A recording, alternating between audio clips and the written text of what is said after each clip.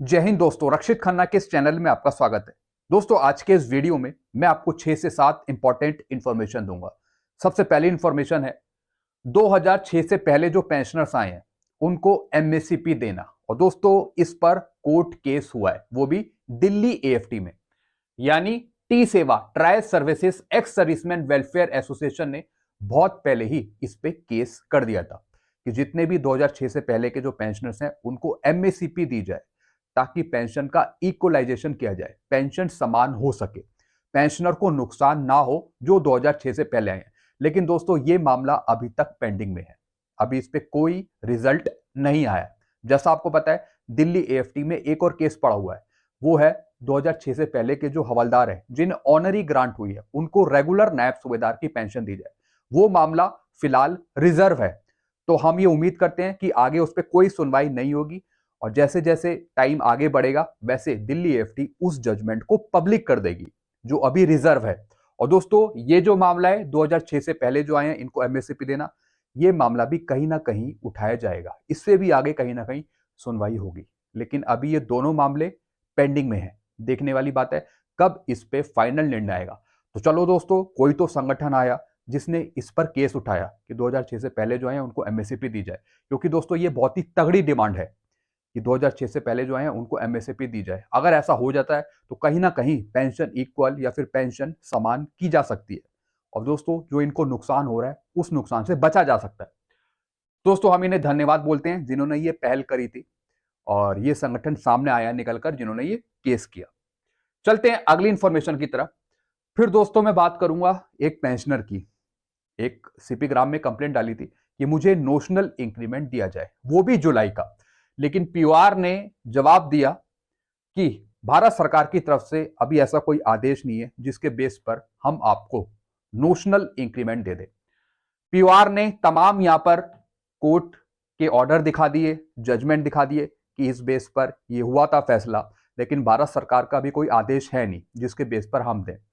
दोस्तों, जितने भी आप पेंशनर्स हैं, अगर आप जुलाई का इंक्रीमेंट लेना चाहते हैं या फिर आप जनवरी का इंक्रीमेंट लेना चाहते हैं और आप परेशान हो रहे हैं कि डिपार्टमेंट हमें नहीं दे रहा, तो दोस्तों आपको अभी फिलहाल कुछ करने की जरूरत नहीं है, क्योंकि जो भी ये मामला है ये भारत सरकार से ही फाइनलाइज होना है। इस पे डीओपीटी भारत सरकार ऑर्डर निकालेगी कि हर एक पेंशनर्स को नोशनल इंक्रीमेंट दिया जाए, जुलाई का या फिर जनवरी का, क्योंकि जितने भी कोर्ट केस हैं वो सब पेंशनर के फेवर में है। चाहे सुप्रीम कोर्ट का ऑर्डर हो, चाहे कहीं हाई कोर्ट का ऑर्डर हो, वो सब पेंशनर के फेवर में है। उन्होंने उसमें लिखा हुआ है कि पेंशनर्स को नोशनल इंक्रीमेंट दिया जाए, लेकिन हर एक पेंशनर्स को देने के लिए यहां पे भारत सरकार का ऑर्डर चाहिए होगा, भारत सरकार का लेटर चाहिए होगा, ताकि हर एक पेंशनर्स को नोशनल इंक्रीमेंट मिल जाए। तो यही बात यहां पे उठाई है पीओआर ने।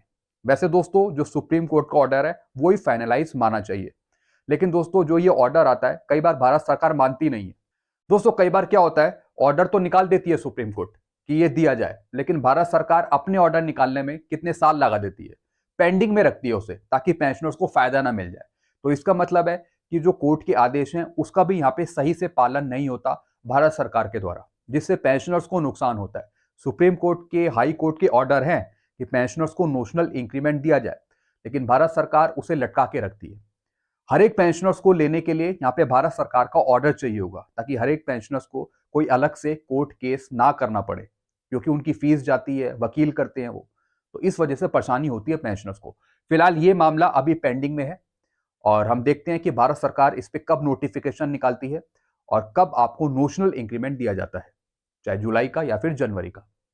तो इनको साफ लिख दिया कि आपको नहीं मिलेगा, हम नहीं दे सकते, क्योंकि भारत सरकार का आदेश नहीं है। चलते हैं अगली इंफॉर्मेशन की तरफ।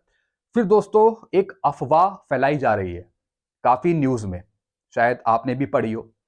इसमें लिखा गया है कि जिन पेंशनर्स की एज 75 साल हो जाएगी या फिर 80 हो जाएगी या फिर 85 हो जाएगी, उनको जिला सैनिक बोर्ड की तरफ से 20,000 रुपए, 30,000 रुपए या फिर सैनिक कल्याण कार्यालय से 30,000 रुपए, 20,000 रुपए मिलेंगे, यानी कार्यवाही जिला सैनिक बोर्ड के थ्रू होगी।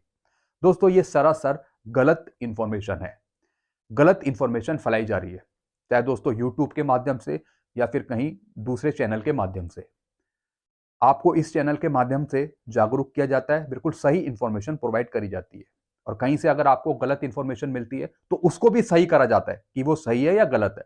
तो दोस्तों ऐसी ये न्यूज वायरल हो रही थी कि जिनकी एज 75 है फिर 80 है, उनको 30-30 हजार 20-20 हजार रुपए मिलेंगे, वो भी सैनिक कल्याण कार्यालय से। ऐसा कुछ नहीं है, कुछ नहीं मिलेगा आपको। एडिशनल पेंशन पर ही पैसा मिलता है जब आपका 80 साल कंप्लीट होता है। सिर्फ एडिशनल पेंशन पर ही आपको भारत सरकार पैसा देती है, पेंशन पे, और कोई इसके अतिरिक्त कुछ एक्स्ट्रा नहीं मिलता आपको, चाहे जिला सैनिक बोर्ड से, चाहे केएसबी से या फिर जेडएसबी से, कुछ अतिरिक्त नहीं मिलता। तो ये एक फेक इंफॉर्मेशन है जो आप तक प्रोवाइड हो रही है, तो कृपया इससे सावधान रहें। आपको कहीं कुछ पैसा देने की जरूरत नहीं है, कुछ करने की जरूरत नहीं है। सिर्फ आपको एडिशनल पेंशन मिलती है जब आपकी एज 80 पहुंचेगी या फिर 80 कंप्लीट होगी। चलते हैं अगली इंफॉर्मेशन की तरफ।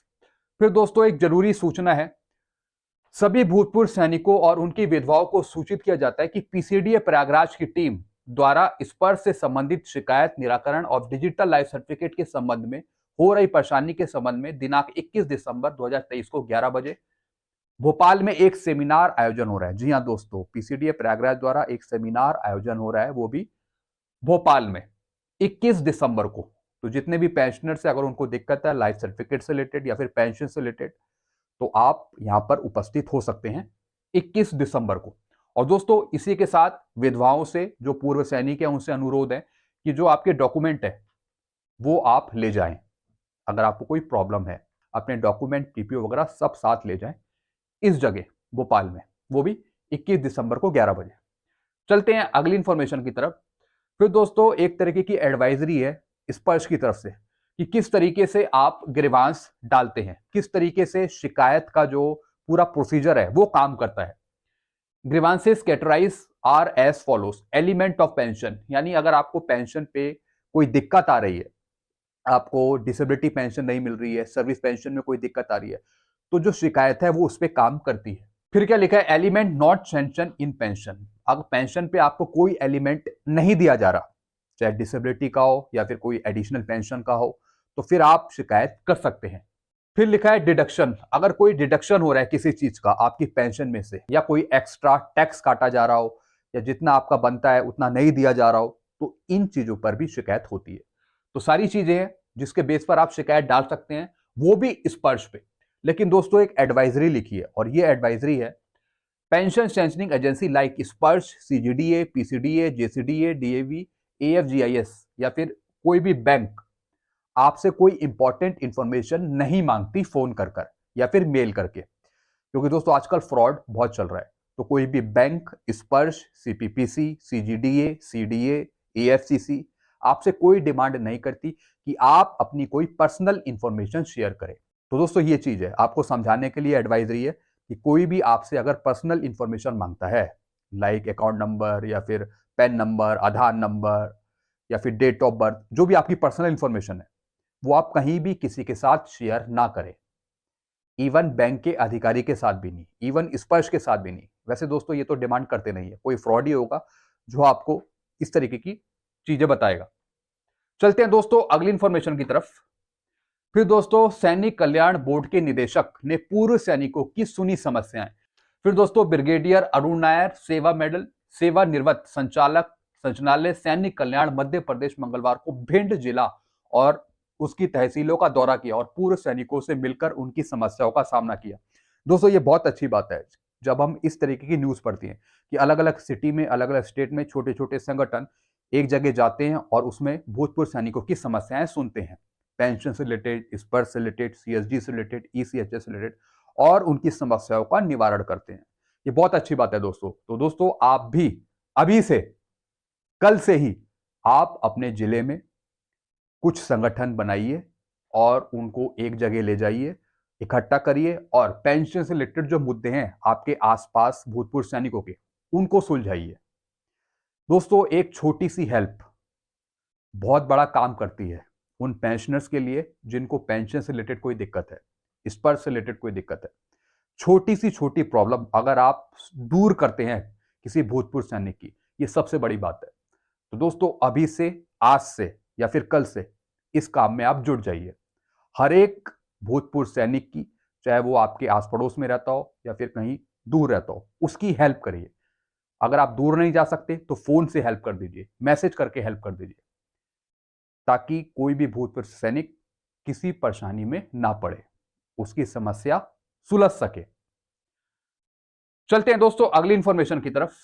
फिर दोस्तों नव भारत की यह खबर है, बजट सत्र में ओपीएस पर फैसला। जैसा आपको पता है ओल्ड पेंशन स्कीम यहां पे लागू नहीं हो रही है भारत सरकार के द्वारा, तो इसमें तमाम आंदोलन करे गए, रामलीला मैदान में आंदोलन करे गए, अभी भी कई कई जगह आप आंदोलन देखते होंगे। लेकिन दोस्तों इसमें जितने भी कर्मचारी जो हड़ताल कर रहे थे या फिर जो आंदोलन कर रहे थे उनको यहां पे शांत करा गया है, और वो ये कहकर कि अगले बजट सत्र में आपकी मांग उठाई जाएगी ओल्ड पेंशन स्कीम पे। तो यहां पे जैसा कि ये लिखा हुआ है न्यूज में, सरकारी कर्मचारियों ने हड़ताल वापस ली, 17 लाख कर्मचारी चले गए थे हड़ताल पे।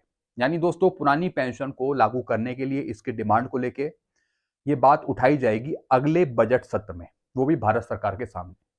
तो दोस्तों देखते हैं अगले बजट सत्र में क्या होता है, क्या ओल्ड पेंशन स्कीम मिलेगी या फिर ऐसी वल्गराया जा रहा है। तो दोस्तों ये कुछ इंफॉर्मेशन थी जो मैं आपके साथ शेयर करी है। आई होप सारी चीजें आप समझ गए होंगे। वीडियो आपको अच्छा लगता है वीडियो को लाइक करें और इस चैनल को सब्सक्राइब कर सकते हैं। Thank you so much.